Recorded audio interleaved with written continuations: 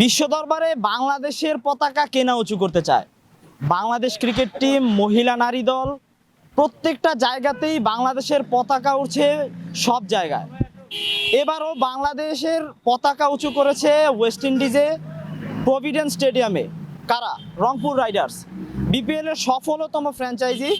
2024-এ 7 বছর পর ট্রফি জয়ের স্বাদ পেয়েছে তারা। আজ দেশে ফিরছেন। ভক্তদের কাছে জানতে চাবো তাদের অনুভূতি কি। রংপুর রাইডার্স গ্লোবাল সুপার লিগের প্রথম চ্যাম্পিয়ন, প্রথম আসরের। আপনাদের অনুভূতিগুলো কেমন? আমরা আসলে খুবই আনন্দিত এবং উৎফুল্ল, কারণ আমাদের টিমকে নিয়ে আমরা খুবই আত্মবিশ্বাস ছিলাম শুরু থেকেই। যদিও বা আমাদের প্রথম দুটা ম্যাচের ফলাফল আর কি আমাদেরকে আশানত করে, এর ফলে আর কি আমরা অনেকটা হতাশ হয়ে গেলেও আমাদের একটা টিমের প্রতি আমাদের কনফিডেন্স ছিল যে আমরা যেহেতু গিয়েছি অবশ্যই আমরা একটা ভালো ফলাফল নিয়ে আসব।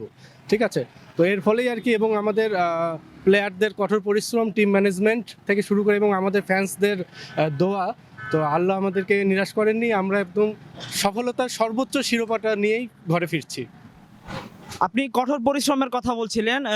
আমরা দেখেছি আপনার রংপুর রাইডার্সের অধিনায়ক নুরুল হাসান সোহান, তিনি যেভাবে ক্যাপ্টেন্সিটা সামলেছে, তার ব্যাটিংটা তিনি তেমনটা ছিলেন না।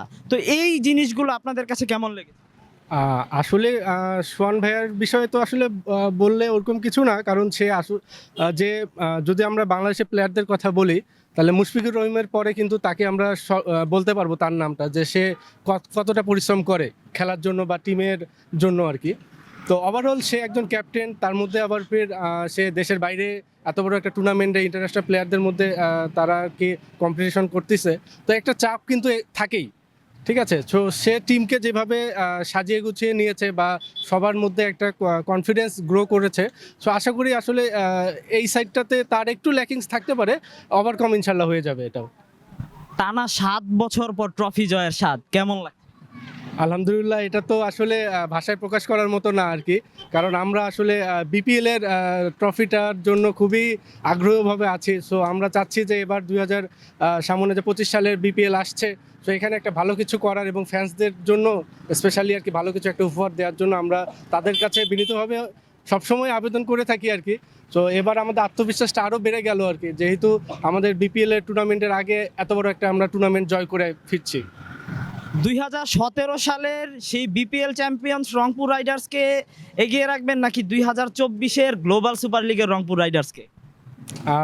সেক্ষেত্রে বলা মুশকিল, কিন্তু তারপরেও আমি মনে করি যে সেই তুলনায় বর্তমানে টিমটা বেশি স্ট্রং আমাদের, এবং আমাদের এখন আমরা আসলে ফেমাস মুখের দিকে নজর না দিয়ে আমরা পারফরমারদের দিকে নজর দিচ্ছি।